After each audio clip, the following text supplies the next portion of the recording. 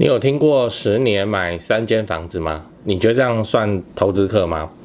嗨，我是买房阿元，订阅买房阿元。我先祝你老了有房也有钱。我们在上一支影片聊了为什么新手该少用宽限期。如果你还没看的话，可以看一下。那今天我想跟你讨论的是，10年买3间房子是炒房吗？今天刚好看到一篇新闻就来聊一下。就网红杰哥10年内在桃园买了3间房子，然后就被乡民酸这样。新闻在这边，你看。那我是这样看很好啊。我看了一下，这哪有什么问题你看他买的第一间是1+1小套房，2014年买400多万，买在桃园。然后第二间是3房，买在桃园的从化区，买来当婚房。然后现在小孩出生了，才买一间4房，空间比较大。这个不就是很正常的换屋的路径吗？只是他的收入能支撑呢，所以他的原本的房子没卖掉去出租这样子而已然后你看这个留言还有人在喷房子没卖就是炒房，哇，这个太无限上纲了吧？那我是不是可以说你家的米缸里面有米，你在囤粮你意图造反这个太超过了。所以你要知道，政府并没有限制你买房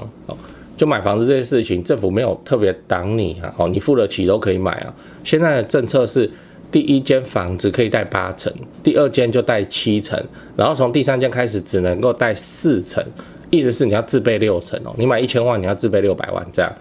那如果政府真的要挡，他就给你第一间能8成，后面什么第2、第3间，他全部都不准贷款不就好了那这个政策白话就是，如果你有能力偿还的话，你还是可以买那怎样叫做你有能力偿还？就是今天贷款成数变少你还是付得出来。所以今天杰哥的操作就很 OK 他就是能力有够我买了1间以后就继续存钱，存个3、5年的头期款，再买第2间，慢慢蹲了，用时间换空间。你的空间就可以越换越大间就是要这样才能够小换大旧换新才能够让家人都住大房子最后你要知道，从自住出发，安全性最高那你说杰哥买房子舍不得卖有没有一个原因是他觉得后面会涨？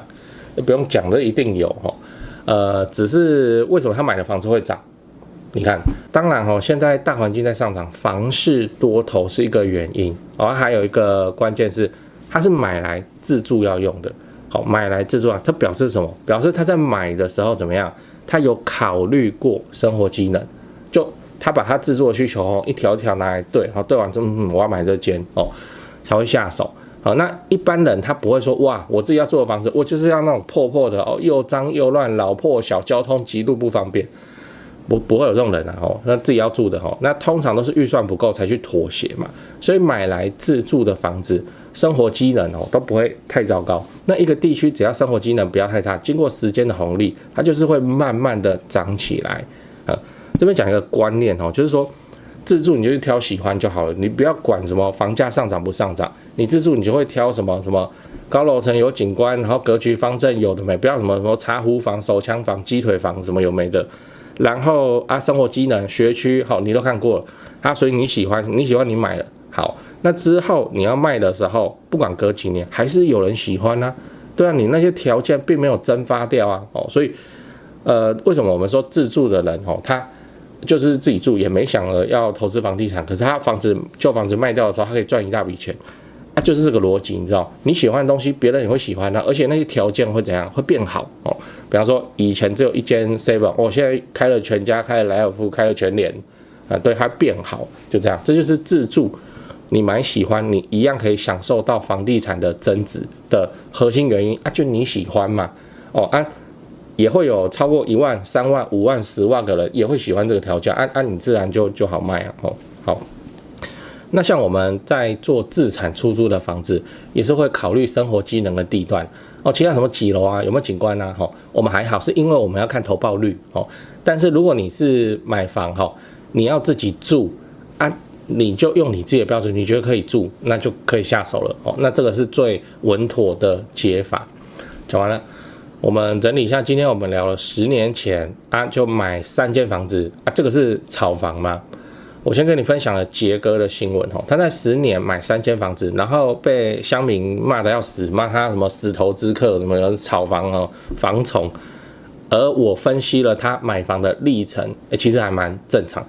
我为什么要去做这分析？我想要看网红赚多少嘛。结果你看他买房其实也还好啊，就是很一般呐。他不是说10年买3间，3间都豪宅。如果是这样，我也要去做网红。好，那就很一般这样子去前进。然后我也跟你分享，政府并没有反对你持有房地产现在的法规是第1间贷8成，第2间贷7成，第3间贷4成那你只要付得出来，都给你贷啊他并没有把买房这条路堵死啊最后我跟你分享，我认为杰哥他没有卖的原因是有部分的原因，他当然认为他买的房子日后还有空间嘛涨价空间。那因为他都是买来自住的，只要生活机能不差，后市看涨，这个很合理的事情这不用什么专家来讲，这个你去看一看附近周遭，你跟他也会得到同样的结论。最后我想问你，你有听过其他10年内买3间房子吗？欢迎底下留言跟大家分享。最近 PTT 房屋那 home sale 房地产讨论版有一篇很有名的文章，反正就是什么7房哥啊7房哥就是他买了7间房子这样好。那蛮有趣的，你可以去看他还自己装修带小朋友一起去涂防水这样好。那个小朋友长大不得了，我告诉你，他不是说会变成一个匪类富二代就会收租而已，而是他那么小在国小年纪，他就会看房地产，看的话听他爸在讲，然后一些基础的计算他都会做。你去外面拿来这种训练啊，这个自产投资客养成班好扯远欢迎底下留言跟大家分享，讲八卦，今天这集的八卦。我先讲一个这不算八卦，就我跟他开过会就那个网红杰哥本业的关系有来开过会，然后那时候怀孕对，然后我对他其实不熟，这真的不熟我都看那种比较男生爱看的网红然后那个我不是说他男生不喜欢看而是杰哥来你不认识的情况下，杰哥你觉得是什么很漂亮很漂亮，然后怀孕这样我还想说是来个像粗糙大汉像馆长一样呢然后他要来开，我们赶快做功课怎么然后人也很客气这样好，这不是重点讲八卦，就是说杰哥这名年轻人网红，他其实就做了大家想做做不到的事情，不是不敢做，是做不到的事情想做又做不到的事情，那只能说他的形象就比较亲民然后就会变成说你怎么可以这样子某些粉丝就觉得说奇怪，我就觉得你很亲切，我们不是同一种人吗怎么你买房子了结果还买3间，就好像自己的从小到大青梅竹马多年好友突然变有钱，可是自己还是一样就会产生那个不平衡的心理中国有一句话叫财不露白那这句话的现代版本的描述叫做又怕兄弟过得苦，又怕兄弟开路虎非常精准的描述这种朋友过得比自己好的心理。台湾叫 Land Rover 啦，就是很大台英国车然后看起来硬硬的四四方方的英国豪华车这样就很贵啦的意思那个 Land Rover 很屌它屌在哪里？就是底盘我们汽车底盘一般有什么传动杆或者是什么，你们看起来很机械嘛那个路虎的那个底盘光滑镜面蛮屌，它包起来好不是重点总之就是说又怕兄弟过得苦，又怕兄弟开路虎来那个描述朋友怎么突然变得比自己好过的这个心态然后就喷他炒房这样子才可以把自己放在这个所谓道德的制高点，由上而下去痛干这个买房子的杰哥，来显示自己的居住正义这种事情我想你有买房子你应该都有遇到我是认为啦那算了要喷就给酸民喷他们喷一喷高兴了，减少社会戾气这个也算功德一件。说回来政府现在他真的没有不给你去买房子他不给司法人买住宅，就说要审查制而已住宅住字样政府是赌这条，他没有去堵死民间民众自然人去买房子的这条路，那只是要你不要短期在那边买卖结果造成房价迅速向上。那你看一般的那个中古屋买卖就受到这个房地合一 2.0 的限制房地 2.0 的限制，你真的认真去剖析你就会发现说其实它不是说不要大家买房，它是不要大家买了房之后，然后怎么样，短期买卖，然后他也不要怎样，他也不要你永远不卖，那边放，好，所以又出了一个重购退税400万，对不对？意思就是啊，你放到逼近400，或是超过400多一点，那你要不要考虑就拿出来了，对啊，不然之后的话啊，那个税制上可能会有一些就这样啊，所以他下棋蛮精准的他又不要你短买，他又不要你买了之后这个物件从此消失在市场上，就被你囤起来，永远不拿出来，所以放了重购退税。如果你要囤很多房子来租人，那你就要多付钱，对不对？囤屋税跑出来，全国归户，对不对？所以你看杰哥买3间，他就是有能力去持有3间啊，就是这样而已啊。那民间多的是卖猪肉、摆夜市的啊，房子不是好几十间，我们常听我爸妈在讲那个俄阿米刷，然后说房子好几间之类只是因为不出名嘛，所以反而不会被骂，并且你就跟着政府的政策去走就好了。你喜欢买股票那你就去买股票你喜欢买房子，那你就买房子。你顾好自己跟家人的生活，这个最重要。不用理酸民不用理酸民如果酸民还是没有房子，有一天他跑来找你租房子，那你要怎样？那你是涨他房租，对不对？那当初骂我，对不对？大概就是这样。台湾人有多爱买房子，我想不需要我来说明最后我分享一下我的一些心得给你了，因为太多人私讯问了，那干脆拍成影片。先说结论买房置产是为了老了有房也有钱，不是为了短期炒作现在短期炒作赚不到什么钱你不要搞错了。那置产就是来配合政府的社会住宅政策，你就做个好房东，一直出租合法报税我的心得第一个，不要爱上你要用来置产的房子，你是要置产不是要买来当传家宝的只要整洁干净好出租，整理到出租给人家问心无愧，这样就可以了。重点是好出租不是你喜欢好出租的房子比自己喜欢要重要太多了。第二点，不要用自住的眼光来挑选你要出租的房子就你是要出租你不是要自己住所以什么高楼层有景观其实这种条件是很好，但它没办法让你的租金多收1万块2万块租金租的是行情跟你房子的总价没什么关系那3房平车就是3房平车的租金行情，2房没车位就是2房没车位的租金行情。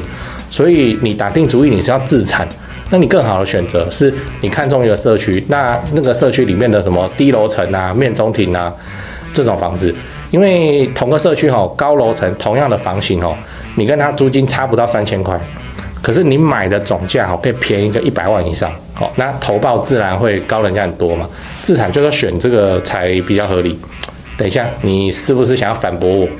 好，那你就去挑挑高楼层有景观，那总价比人家买超过贵100万，然后跟低楼层面中庭的包租公收其实差不多的租金都可以你爽就好。第三点，非常具有潜力的房子往往都很反直觉可是那个才是好东西。也就是说，